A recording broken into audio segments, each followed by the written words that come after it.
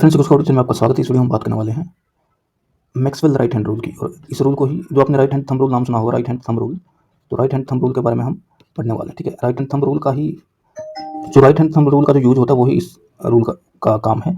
और इस रूल को बोलते हैं मैक्सवेल कॉर्कस्क्रू रूल। ठीक है, स्क्रू रूल आप बोल सकते हो। ठीक है, तो इसको समझते हैं, इसका क्या फंडा है, काम क्या है, किस लिए हम इस लॉ को यूज करते हैं। बेसिक साइंस का क्वेश्चन है, 9th 10th 6th 7th class से आप मान सकते हो कि बच्चे को पता होना चाहिए। ठीक है, देखिए, एज पर Maxwell's corkscrew rule, if the direction of forward movement of screw shows the direction of current।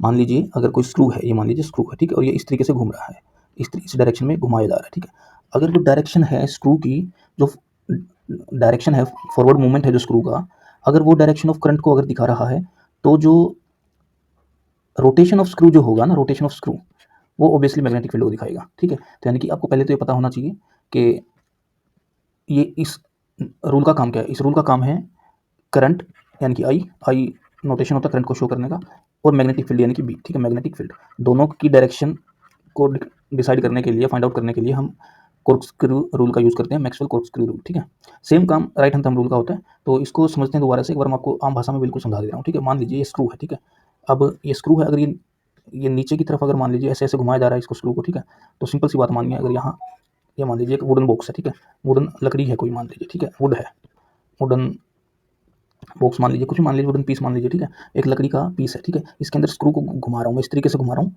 और यानी कि यहाँ से पकड़ के इसको ऐसे घुमा रहे हैं, चाहे स्क्रू ड्राइवर से चाहे हाथ से। ठीक है, तो ये जो है अंदर की तरफ जा रहा है, यानी कि जिस तरीके से स्क्रू को घुमाया जा रहा है उस तरफ आप मानिए अगर करंट की डायरेक्शन है। ठीक है, तो स्क्रू जिस दिशा में घूम रहा है, यानी कि रोटेट कर रहा है, देखिए करंट, स्क्रू तो अंदर जा रहा है ना, स्क्रू अंदर जा रहा है, मतलब करंट की डायरेक्शन इनवर्ड हो गई। ठीक है, तो अब स्क्रू जिस दिशा में रोटेट किया जा रहा है ना, वो डायरेक्शन किस चीज़ की होगी, वो डायरेक्शन होगी मैग्नेटिक फील्ड की।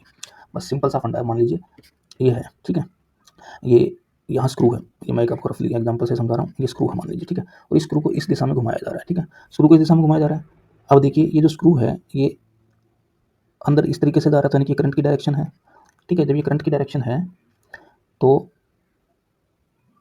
नहीं डिपेंड करता कि स्क्रू को किस तरीके से घुमाया। स्क्रू स्क्रू अगर, ये आप ध्यान रखिएगा, जैसे मान लीजिए बॉक्स है। ठीक है, अगर ये स्क्रू है ना, तो स्क्रू को आपको हमेशा इस तरफ से ही घुमाना पड़ेगा, यानी कि क्लॉकवाइज अगर आप स्क्रू को घुमा रहे हैं तो ही तो वो अंदर जाएगा ना। अगर एंटी क्लॉकवाइज घुमा देंगे तो आउटवर्ड आने लग जाएगा।